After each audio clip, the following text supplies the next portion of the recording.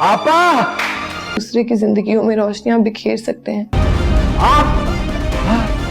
एक दूसरे की मोहब्बत हमें बचाएगी। और अपने बेटे की औलाद को मारने की कोशिश की। जैसे आज मेरी माँ गई, मैं बहुत दुखी। की तबीयत ठीक है? वो औलाद अपने गलत फैसलों की वजह से कभी ना कभी जिंदगी से हार जाती है। अपने और तुम्हारे रिश्ते का ख्याल को आवाज सुनकर भागना ना पड़े। दोस्तों, ड्रामा सीरियल जमा तकसीम जिसमें आप लोग देखने वाले हैं, ये ड्रामा बहुत ही इंटरेस्टिंग बन चुका है। आखिरकार केस और लैला घर छोड़कर जाने लगते हैं। दोस्तों, उसका वालिद बहुत गमज़दा होगा और अपने बेटे को कहता है कि इस दिन के लिए मैंने तुम्हें बड़ा किया था कि तुम अपने वालिदैन को छोड़कर इस घर से चले जाओ। लेकिन दोस्तों, केस कहेगा बाबा मैं आप लोगों को छोड़ना नहीं चाहता था, लेकिन इस घर के माहौल को मैंने देखकर और मद्देनजर रखते हुए मुझे जाना पड़ा। यहाँ पर मैं अपने आप को टेस्ट करना चाहता हूँ कि मैं अपने बल पर क्या कर सकता हूँ। उसका वालिद कहता है कि मैं इस उम्र में किसको कहूँगा, तुम ही मेरे अच्छे बेटे हो, लेकिन उसके बावजूद भी तुम ये घर छोड़कर जाना चाहते हो तो तुम्हें मैं रोकूंगा नहीं। लेकिन इस घर के दरवाजे, दोस्तों, वो पहले तो गुस्से में कहता है कि इस घर के दरवाजे बंद रहेंगे, लेकिन फिर जब वो गुमज़दा होंगे तो अपने बेटे को जाते हुए देख नहीं पाते, क्योंकि उसका बेटा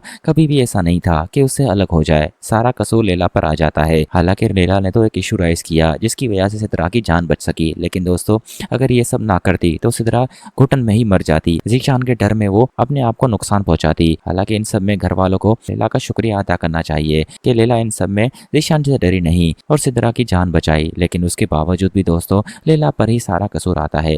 ज़ीशान की वालदा तो लैला को काफ़ी बेइज्जत करती है, लेकिन उसके बावजूद वो दोनों घर छोड़कर चले जाते हैं। हालांकि वो बहुत गमज़दा होंगे। केस और लैला रोते हुए घर से निकलते हैं। उसका वालिद भी गमज़दा होगा। वहीं दूसरी तरफ दोस्तों आपको ये भी दिखाया जाएगा कि ज़ीशान की ज़िंदगी भी बॉयज़ हॉस्टल में बहुत बुरी हो रही होगी। उसके साथ भी वही रैगिंग हो रही है जिस तरह से सिद्रा को उसने तंग किया था बचपन से लेकर। दोस्तों उसी तरह का बदला ज़ीशान से लिया जा रहा है। लेकिन अब देखना यह होगा कि ज़ीशान अपनी वालदा को ये सब बता पाएगा या नहीं, क्योंकि वो तो पूरी कोशिश करता है कि मुझे घर बुला लो, लेकिन उसका वालिद कहेगा तुम्हें पूरे 2 साल यहीं रहना होगा, यही तुम्हारी सज़ा है, तुमने हमारी नाक कटवा दी। हमने कभी नहीं सोचा था कि हम ऐसे बच्चे को जन्म दे रहे हैं जो हमारी ज़िंदगी का पूरी तरह से दिवाला निकाल देगा।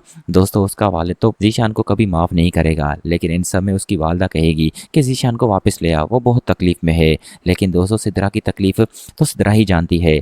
अब ज़ीशान को जब तकलीफ हो रही है तब उसे पता चल रहा है कि सिद्रा बेचारी को कितनी तकलीफ हो रही होगी जब मैं उसे तंग करता था। दोस्तों उसे एहसास तो होता है, लेकिन काफ़ी देर हो चुकी होगी।